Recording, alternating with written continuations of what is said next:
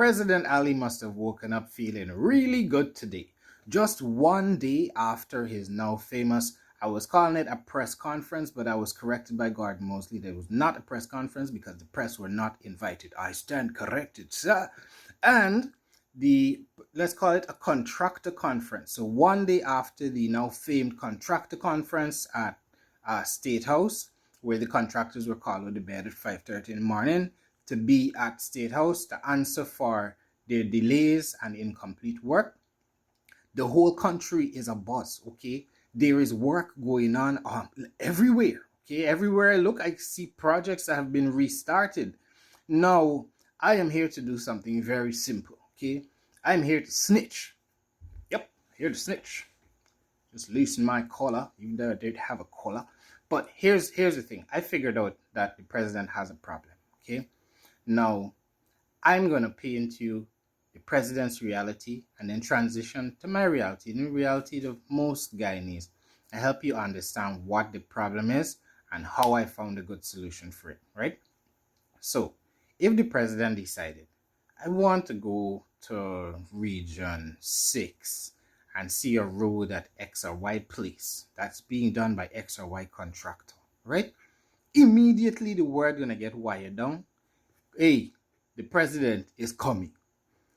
When the president arrives, he will see men and women sweating blood and tears, digging, shoveling, throwing, sanding, scraping the development project together. He will see work visibly. He will see machines that were never there appear and roll and crush and grade. He will see everything that a president will see when he go on such a visit because it will be orchestrated for him.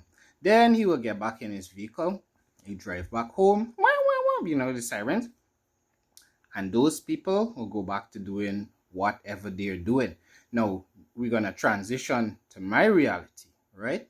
Because this is a problem and this is why the presidency can't sleep at night. I could understand, right? Because maybe you realize that people are lying to you, right? So my reality and reality for most citizens is a lot of these projects, and I'm going to show you some of the impact of what just one of these conversations has had with the contractors restarting their work, okay?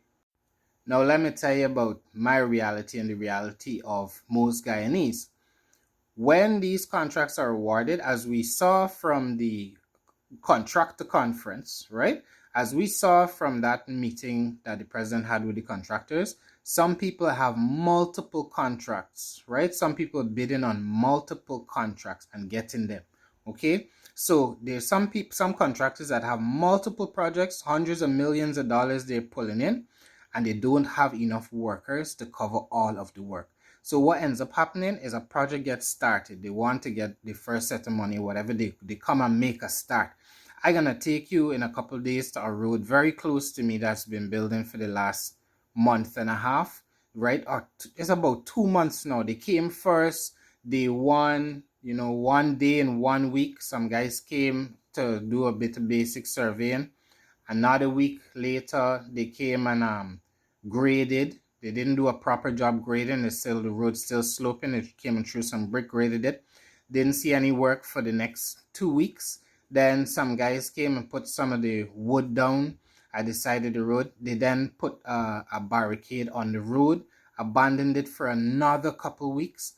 I'm not even kidding. The road is still incomplete, but people are often not present on these job sites where hundreds of millions of dollars of taxpayer money is being expended. This here is one of them. Let me just take you with the time I have left because we're going to have to continue this conversation. With the time I have left, I'm going to show you a couple of the roads that I visited today, and I want to drive home the point that while the president was very direct in saying he wants these projects to be completed, Mr. President, we need you to demand quality. We need you to demand adherence to common guidelines for management of building waste, hazardous materials, direction of the flow of traffic, placing hazards in the path of pedestrians and motorists alike.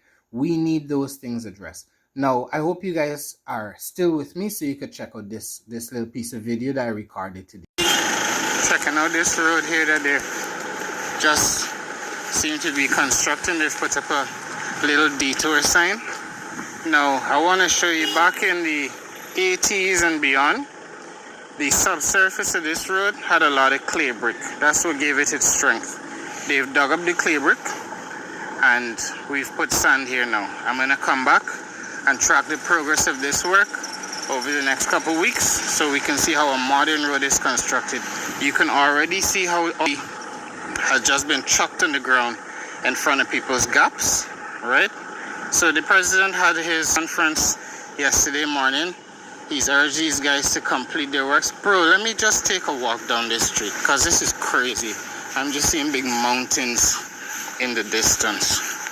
I can't believe my eyes. So the president had his press conference yesterday, urging all these guys to hurry up, finish the contracts they've been stalling for months and months. So the contractors have come in. This is very fresh. Dug up all these pipes. Okay. Barred everyone here from accessing their homes. And dumped the building material at the side of the road. Like this, the people further down this road cannot even access their house. Look at what they do with building waste in this country. This is pretty good aggregate for the base of the road, but they've dug it up. These roads were durable, I'm telling you. Clay brick was here since probably the 70s, so now this is inaccessible to residents. Okay, lots of tripping hazards around. Hello. No, I'm just covering this road. I think they've left a lot of tripping hazards. They've dug up the road. I'm trying to understand what they're doing. So I'm going to track the progress of the road and come back. You can't even get to the house, right? That's wild. How long has it been like this? Just today? The 2nd of November. It's now the 13th. Yeah, now the 13th. And they're telling us that it will be finished until the 15th of December. Wow. No provisions made for people to access their house or anything. We have to talk to them about the garbage yesterday. Yeah, well, that's what I'm looking at. I'm looking at all this dumped material that they have down here at the side of the road. It's very inconsiderate. So they just left this here and gone. Yesterday, this came in last night. Last night? Well, the president had his press conference yesterday where he was lambasting them for incomplete work. I see they've just dug up all the clay brick and everything down here and just chucked it to the side. You can't get them. Because scooters are coming in, I things to get in and out, you know. That's wild. That's wild. I'm going to go cover the rest of the... You expected to wait 2 weeks, a month, before this work is done. And there are no workers on site here. Just a truck, the odd truck coming to dump sand. Absolutely no workers. Because these guys are taking 3, 4, 5 different contracts. They don't have the workforce to execute the works. Okay, so that's why we end up in this position here. They do not have the workforce to execute the works. They've left these residents in shambles. Now we're here in South, still a day after the president would have made his press conference. It wasn't really a press conference. He called all the guys to State House. But one day after that, a flurry of activity. We got this excavator rental down here. We'll take you through.